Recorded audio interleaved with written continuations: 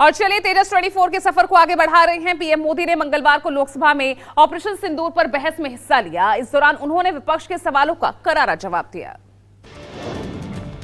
संसद में cease fire पर पीएम मोदी ने ट्रंप का नाम लिए बिना कहा, भारत आतंक के खिलाफ अपनी कार्रवाई में पूरी तरह स्वतंत्र था। उन्होंने ये भी दोहराया कि दुनिया के किसी भी देश ने भारत को पाकिस्तान पर कार्रवाई करने से नहीं रोका। किसकी सरकार ने पीओके पर पाकिस्तान को कब्जा करने का अवसर दिया? पीएम मोदी का ये बयान उन तमाम अफवाहों आरोपों को खारिज करता है जिनमें दावा किया गया था कि विदेशी दबाव के चलते भारत ने एक तरफा सीज फायर किया। पीएम मोदी ने संसद में ऑपरेशन सिंदूर पर चर्चा के दौरान भाषण दिया। पीएम मोदी के भाषण के बाद राहुल गांधी ने पलटवार किया। राहुल गांधी ने लोकसभा में ट्रंप के सीज फायर वाले दावे पर केंद्र सरकार को घेरा। राहुल गांधी ने कहा कि उन्होंने ट्रंप के सीज फायर वाले दावे पर जवाब नहीं दिया। उन्होंने कहा कि प्रधानमंत्री के मुंह से एक बार भी चीन शब्द नहीं निकला। And the aim of the center is to integrate the Pakistani Air Force with the Chinese Air Force and make and transform the Pakistani Air Force into a network-centric Air Force. बता दें कि अमेरिकी राष्ट्रपति Trump अब तक 26 बार कह चुके हैं कि भारत पाकिस्तान के बीच सीज फायर उन्होंने कराया। प्रियंका गांधी ने ऑपरेशन सिंदूर पर चर्चा के दौरान केंद्र सरकार पर तीखा हमला बोला और कश्मीर को सुरक्षित बताने वाली नीतियों पर सवाल उठाए। प्रियंका गांधी ने पहलगाम हमले को सुरक्षा में गंभीर चूक करार देते हुए सवाल उठाया कि आखिर इस हमले की जिम्मेदारी किसकी है। प्रियंका ने सरकार की कश्मीर को शांत और पर्यटन के लिए सुरक्षित बताने वाली नीतियों पर सवाल उठाए। 26 परिवार उजड़ गए। 26 लोगों को अपने परिवार के सदस्य के सामने मारा गया। प्रियंका गांधी ने पहलगाम को सुरक्षा एजेंसियों की बड़ी चूक बताया और कहा कि सरकार को जवाब देना होगा कि ऐसी घटनाएं क्यों और कैसे हो रही हैं। लोकसभा में मंगलवार को कई विपक्षी सदस्यों ने कहा कि पहलगाम आतंकी हमला पूरी तरह से खुफिया और सुरक्षा विफलता का नतीजा था। उन्होंने आरोप लगाया कि सरकार सवालों से बच रही है और सच्चाई को छिपा रही है। पहलगाम में हुए आतंकी हमले पर सपा अध्यक्ष अखिलेश यादव ने बीजेपी पर तंज कसा। अखिलेश यादव ने पहलगाम हमले को सीधे तौर पर खुफिया तंत्र की नाकामी बताया कि मैं दुनिया को मनाने में लगा हूं, मेरा घर मुझसे रूठा जा रहा है। लोकसभा में ऑपरेशन सिंदूर पर चर्चा के दौरान समाजवादी पार्टी अध्यक्ष अखिलेश यादव ने केंद्र की मोदी सरकार पर जमकर सवालों के तीर चलाए। ऑपरेशन सिंदूर पर लोकसभा में 16 घंटे से ज्यादा बहस चली। एक राष्ट्र एक चुनाव के महत्वाकांक्षी प्रस्ताव पर आज जेपीसी की अहम बैठक होने जा रही है, जिसमें विशेषज्ञों से राय ली जाएगी। इस बैठक की अध्यक्षता भाजपा सांसद और समिति प्रमुख पीपी चौधरी करेंगे। इस बैठक में विधेयक को लेकर विभिन्न न्यायविदों और विशेषज्ञों से राय ली जाएगी ताकि रिपोर्ट को अंतिम रूप दिया जा सके। इस बैठक में जाने माने अर्थशास्त्री एनके सिंह पैनल के सामने अपने विचार साझा करेंगे। उनकी मदद अर्थशास्त्र की प्रोफेसर डॉक्टर प्राची मिश्रा करेंगी, जो अशोका विश्वविद्यालय hijack centre for public policy की प्रमुख है। इससे पहले 11 जुलाई को भी एक बैठक हुई थी। उत्तर प्रदेश के शाहजहांपुर में आईएएस ऑफिसर ने 5 बार कान पकड़कर उठक बैठक लगाई, वकीलों से माफी मांगी। रिपोर्ट देखिए।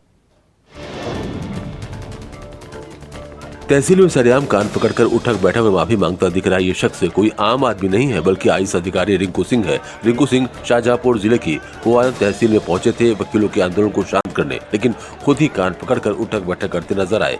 एक आईएएस अधिकारी को इस तरह से उठक बैठक लगाते देख सभी हैरान थे। दरअसल रिंकू सिंह के सख्त रवैये से वकील भड़क गए थे। माहौल तनावपूर्ण हो गया। ऐसी स्थिति में बिगड़ते देख नए एसडीएम का ये रूप देखने को मिला। मुरादाबाद में जमीन के विवाद में फायरिंग, बच्चे को गोली लगी, इलाज चल रहा। मुरादाबाद में जमीन को लेकर चल रहे विवाद में 2 पक्षों में फायरिंग हो गई। रास्ते में जा रहा एक 12 साल का बच्चा फायरिंग की चपेट में आकर घायल हो गया। बच्चे को पैर में गोली लगी है। घटना की जानकारी मिलते पुलिस एक्शन में आ गई और एसएसपी ने फायरिंग करने वाले सभी संभावित ठिकानों पर तुरंत दबिश दी। इनफैक्ट बाबू की तरफ से जो गोली चली उसमें एक राशिद नाम का व्यक्ति जो वहीं का रहने वाला है, उसके 12 साल के बेटे के थाई में गोली लग गई। बुंदेलखंड एक्सप्रेस वे पर भीषण सड़क हादसा हो गया। हादसे में 1 दर्जन से ज्यादा मवेशियों की मौत हो गई। जालौन में बुलंदखंड एक्सप्रेसवे पर ड्राइवर की नींद ने मवेशियों की जान ले ली। जानकारी के मुताबिक मवेशियों से भरी तेज रफ्तार डीसीएम खड़ी ट्रक से टकराई।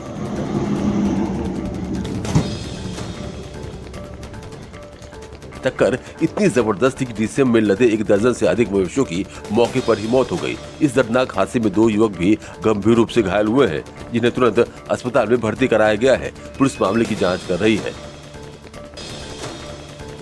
जम्मू कश्मीर पुलिस और सीआरपीएफ ने पहलगाम हमले की साजिश रचने वाले 3 कट्टर पाकिस्तानी आतंकवादियों को मार गिराया है। आतंकवादियों की पहचान सुलेमान शाह उर्फ फैजल जाट, हमजा अफगानी, जिब्रान भाई के रूप में हुई।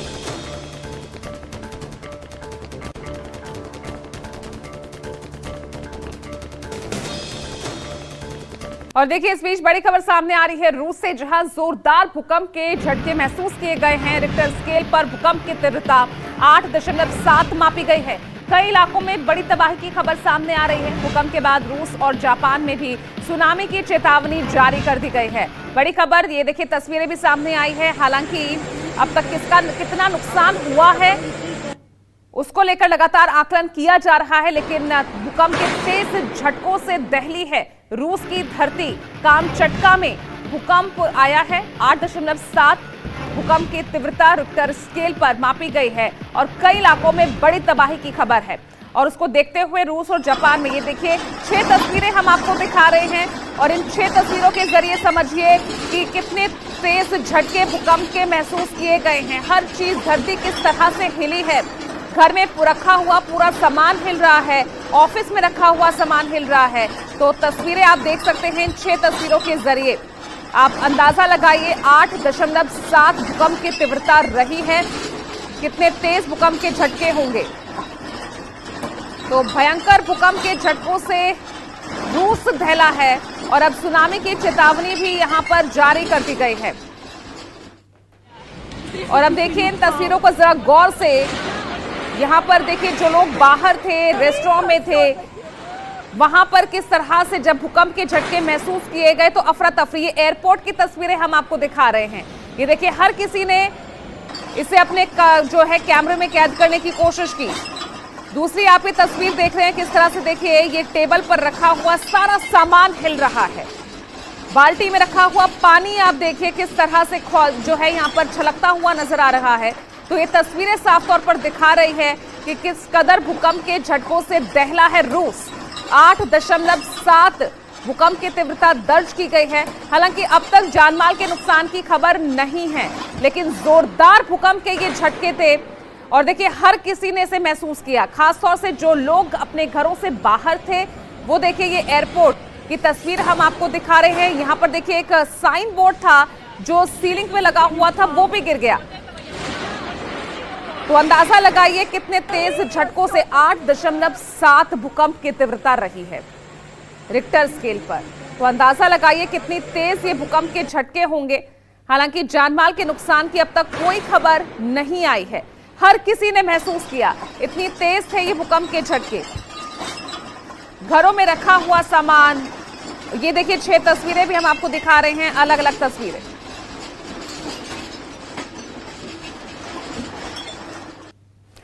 वहीं आगे गुजरात के भरूच से एक ऐसा वीडियो सामने आया जिसे देखकर सब हैरान थे। आमतौर पर सांड को सड़क पर इधर उधर भटकते या लोगों का पीछा करते देखा जाता है, लेकिन इस बार यहां मामला ही कुछ अलग दिखा। यह एक सांड सीधा तीसरी मंजिल पर चढ़ गया, जिससे लोगों में हड़कंप मच गया। लेकिन नजारा देखने के लिए लोगों की भीड़ भी जमा होने लगी।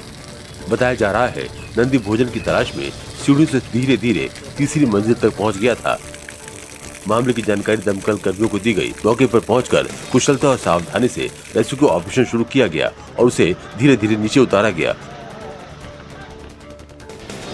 कोरबा में कुआं धंसा, पति पत्नी सहित पुत्र लापता। हफ्ते भर पहले खुदवाया था ये 40 फीट गहरा कुआं। वनांचल क्षेत्र चटका में कुआं धंसने के बाद एक ही परिवार के 3 सदस्य लापता हो गए हैं। आशंका है कि वो कुएं के भीतर मलबे के नीचे दबे हुए हैं। लापता हुए परिवार के सदस्यों में से एक व्यक्ति का चप्पल कुएं के ऊपर मिला, जिसके आधार पर एसडीआरएफ की टीम ने रेस्क्यू ऑपरेशन शुरू कर दिया है। अंधेरा और बारिश होने की वजह से रेस्क्यू ऑपरेशन में परेशानी आ रही है, लेकिन टीम अपने मुहिम में लगी हुई है।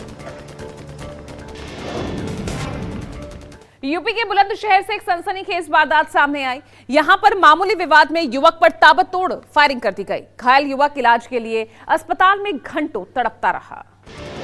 पुलिस के मुताबिक अरनिया थाना क्षेत्र के गंगावली गांव में मामूली कहासुनी खूनी संघर्ष में बदल गई। 37 वर्षीय यतेंद्र सिंह पर अज्ञात हमलावर ने ताबड़तोड़ फायरिंग कर दी। गोली हाथ और पैर में लगी। घायल सूरजमल जटिया अस्पताल में आधे घंटे तक इलाज के लिए तड़पता रहा। परिजनों के हंगामे के बाद डॉक्टरों ने गंभीर हालत में उसे हायर सेंटर रेफर किया। फिलहाल पुलिस ने मामला दर्ज कर आरोपी की तलाश शुरू कर दी है। उत्तर प्रदेश के बागपत से रूह कपाने वाली वारदात सामने आई। यहां एक पत्नी पर अपने मुस्लिम प्रेमी के साथ मिलकर पति को जिंदा जलाने का आरोप है।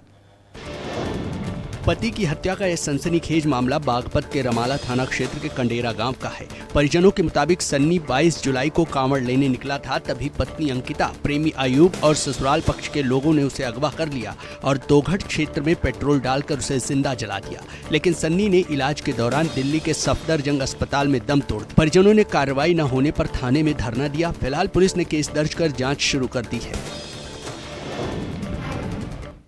बस्ती के कप्तान सीएचसी में स्वास्थ्य व्यवस्था की दयनीय स्थिति का एक वीडियो सामने आया, जिसने जनपद में स्वास्थ्य सेवाओं की पोल खोल कर रख दी।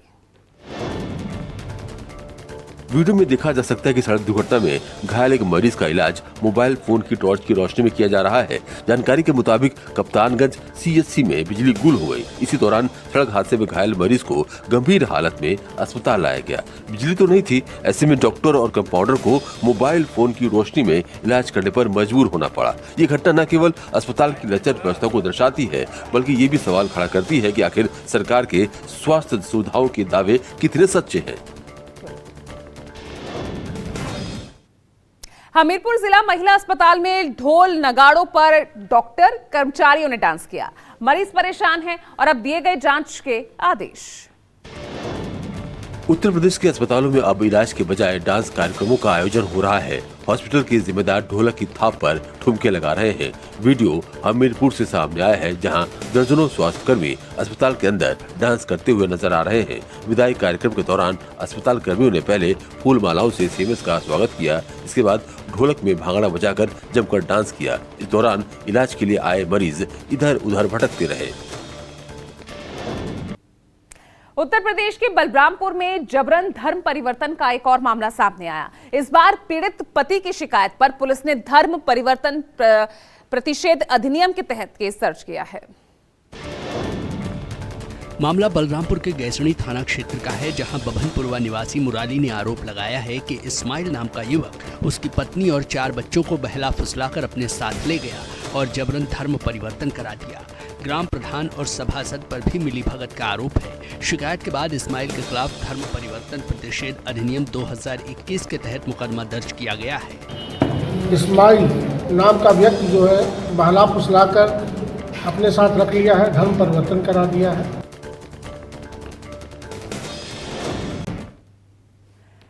हिमाचल प्रदेश के मंडी में जो मंजर हैं, जो हालात हैं, हमने आपको दिखाए हैं कि किस तरह से वहां के लोग किस बदहाल स्थिति में जीने पर मजबूर हैं। आगे बढ़ रहे हैं। नैना देवी मार्ग पर लैंडस्लाइड हुआ, पहाड़ी से भारी मलबा गिरा, पत्थर गिरे, श्रद्धालुओं की परेशानियां बढ़ी। मौसमी प्रहार का असर प्रसिद्ध शक्तिपीठ माता श्री नैना देवी मंदिर में भी दिखा, जहां लैंडस्लाइड की वजह से अफरा तफरी का माहौल बन गया। मंदिर मार्ग पर हो रहे लैंडस्लाइड का एक लाइव वीडियो भी सामने आया है, जिसमें साफ दिखा जा सकता है कि पहाड़ी से मलबे के साथ साथ बड़े बड़े पत्थर भी सड़क पर गिर रहे हैं। गनीमत रही के दौरान वहां से कोई भी गाड़ी या राहगीर नहीं गुजर रहा था। मंदिर में श्रावण अष्टमी के मेले लगे हुए हैं और हजारों की संख्या में श्रद्धालु मंदिर में माता के दर्शन के लिए पहुंच रहे हैं।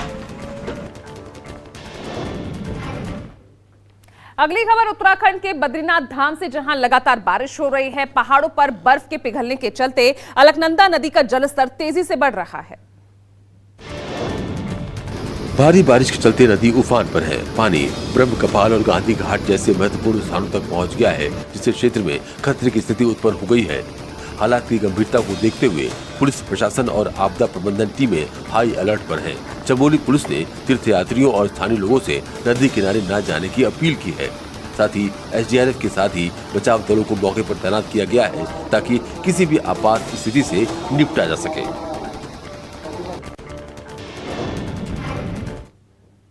बारिश ने रोकी केदारनाथ यात्रा। सोनप्रयाग गौरीकुंड के बीच चट्टान टूटी, रोके गए सैकड़ों यात्री।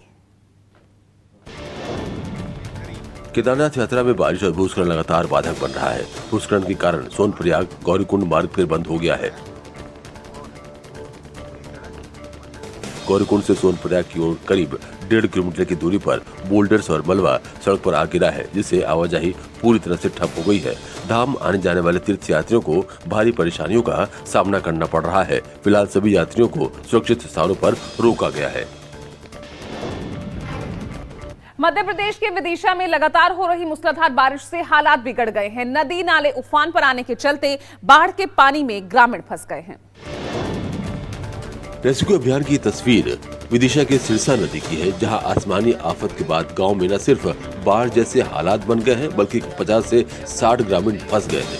स्थिति गंभीर होते तो एक पुलिस, डीआरएस टीम और आपदा मित्र ने मोर्चा संभाला और सभी लोगों को सुरक्षित बाहर निकाला। इसी रेस्क्यू अभियान के दौरान ये तस्वीर भी नजर आई, जब प्रधान आरक्षक बैजनाथ यादव ने खुद की चिंता किए बगैर एक विकलांग व्यक्ति को अपने कंधे पर उठाकर सुरक्षित स्थान तक पहुँचाया।